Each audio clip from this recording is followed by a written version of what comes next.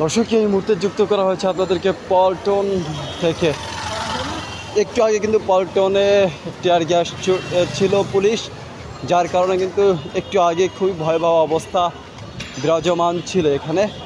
মূলত যে কারণে পুলিশ টিয়ার গ্যাস ছেড়েছিল সেটি হচ্ছে গায়েবী জানাজার নামাজ আদায় করতে এসেছিল বেশ কিছু নেতাকর্মী বামপন্থী।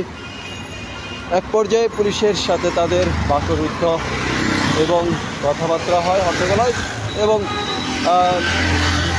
পরিস্থিতি নিয়ন্ত্রণে আনার জন্যই কিন্তু টিয়ার গ্যাস ছেড়েছিল পুলিশ। দর্শক, পল্টন এলাকাতে কিন্তু টিয়ার গ্যাস ছোড়ার মধ্য দিয়ে পুলিশ নিয়ন্ত্রণে আনে মূলত বামপন্থী গণতন্ত্র মঞ্চ, বিএনপি, এবি পার্টি, এনডিএম সহ বিভিন্ন রাজনৈতিক দলের নেতাকর্মীরা কিন্তু এখানে এসেছিল গায়েবী জানাজা নামাজ আদায় করতে, এবং পরিস্থিতি নিয়ন্ত্রণ এর বাইরে গেলে তখন পুলিশ কিন্তু টিয়ার গ্যাস ছোড়ে, এবং যার ফলশ্রুতিতে কিন্তু নেতাকর্মীরা এখান থেকে দ্রুত চলে যায়। এখনও কিন্তু অনেকে টিয়ার গ্যাসের যে গন্ধ সেটি কিন্তু পাচ্ছে।